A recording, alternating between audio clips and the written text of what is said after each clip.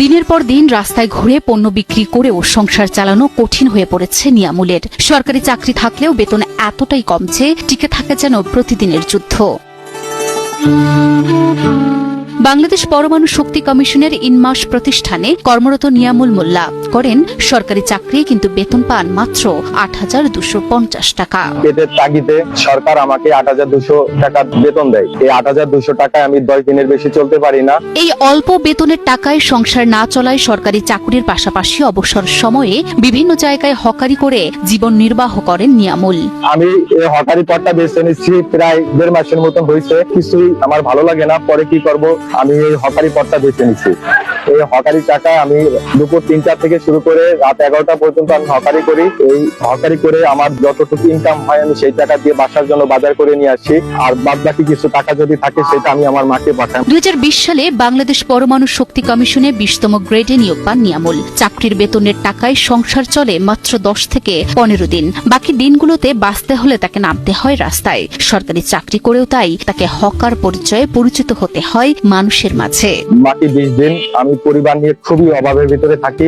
যেন আমার বৃদ্ধ মা, আমার বাবা নেই, আমার একটা ভাই নেই, যেটা আমার বাড়ির 100% জমি নেই, যে সেটা বিক্রি করে আমি আমার পরিবার নিয়ে খাবো। এদিকে ঘরে রয়েছেন সন্তান সম্ভবা অসুস্থ স্ত্রী। অল্প আয়ের এই পরিবারে তার চিকিৎসা সহ দৈনন্দিন খরচ চালাতেই হিমশিম নিয়ামুল। তাই কখনো লন্ড্রির দোকানে, কখনো ফুটপাতে হাঁটতে হাঁটতে বিক্রি করেন তিলের মটকা, নাড়ু, সন্দেশ সহ বিভিন্ন খাবার। আমি 2 বছর আমার মাকে টাকা দিতে পারি না। আমার মা পিঠা বিক্রি করে, আমার মা বাইরে কাজ করে, আমার বোনের বাসায় যাই, আমার বাসা আসে না। আমি খুবই অর্থকষ্টের ভিতরে থাকি। কোনো কুল কিনারা না পাই, পরে ডিসিশন নিয়েছি যে না, আমি হকারি করব।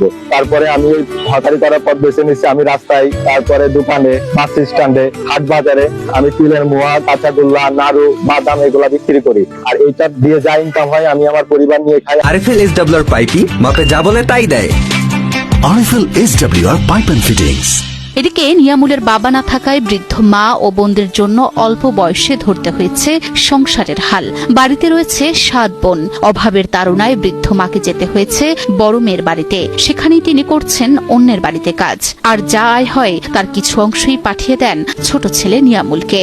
আমার বৃদ্ধ একজন মা আছে, আমার বাবা নেই, আমার 7টা বোন, তাদের সবার দায়িত্ব আমার। আমার স্ত্রী একজন, সে অসুস্থ। আমি আমার মাকে অনেকবার আসতে বলি, আমার মা আসে না, যে তোর কাছে কি যাবো, তোর নিজেরই তো চলে না। তাই এই জন্য আমার মা মুরব্বী, তার শেষ বয়স। আমি শেষ বয়সে আমার মাকে এক বেলা খাবার দিতে পারি না, কিন্তু আমার মা বাইরে কাজ করে আমাকে আর উল্টে টাকা দেয়। গত ঈদে শেষবার মায়ের মুখে দেখেছিলেন নিয়ামুল। এখন অভাবের জন্য মায়ের কাছে যাওয়ারও সামর্থ্য নেই তার। মা ছেলের দূরত্বটা শুধু কিলোমিটারে নয়, অভাব আর বেদনার বিশাল দেয়ালে আটকানো। এর আগে আমার মার সাথে আমার মার মুখ ঈদের সময় দেখছি, আর দেখি নাই। আমার মা এই যে বাড়ি থেকে বের হয়েছে, আমার মাও মাঝে মাঝে আমাদের কিছু টাকা দেয়। সে বাইরে মাসির বাসায় কাজ করে যেতে হয়, আমার বোনরা তাকে একটু পান খাওয়ার টাকা দেয়, সেই টাকা রাইখে দিয়ে আমার মা আমাকে বিকাশের মাধ্যমে পাঠায়। সরকারি চাকরি আছে, নিয়মিত দায়িত্ব পালন করেন তিনি। তবুও মাসের অর্ধেক সময় কাটে অস্থিরতায়, অনিশ্চয়তায়। ও যে বেতন পায় ওর 10 দিনও চলে না, বাকি 20 দিন ওর হকারির অর্জিত আয়ে চলতে হয়। অফিসের চাকরি, তারপর হকারির জীবন, এই দুয়ের মাঝেই নিয়ামুলের লড়াই চলতে থাকে প্রতিদিন। তাই সরকার ও সমাজের কাছে একটু সহযোগিতার আবেদন সৎভাবে বাঁচতে চাওয়া এই মানুষটির। অফিস 8টা থেকে 2:30 পর্যন্ত। 2:30টার পরে ও হকারি করে বিভিন্ন বাদাম, বিভিন্ন মিষ্টি মোয়া, এগুলো 2:30 থেকে রাত 11টা পর্যন্ত বিক্রি করেন। যে টাকা আয় হয় সেই টাকা যে 15 দিন থাকে, সেই 15 দিন এই টাকা ব্যয় করে। এবং এটা খুবই কষ্ট লাগে। আমাদের একসাথে কাজ করি, আমাদের কলিগ, সে এত কষ্ট করে, গরম বৃষ্টি ঠিক নেই, সারাদিন মানুষের দোকানে দোকানে দাঁড়ে খোঁজে। আমি সরকারের কাছে অনুরোধ করতেছি, আমরা যারা সৎভাবে সরকারি চাকরি করি, সরকারকে সার্ভিস দিই, সরকার যেন আমাদের দিকে একটু লক্ষ্য করে। আমরা বিলাসবহুল জীবন চাই না, আমরা ফ্ল্যাট বাসায় থাকতে চাই না, আমরা সামান্য ডাল ভাত খেয়ে বাঁচতে চাই।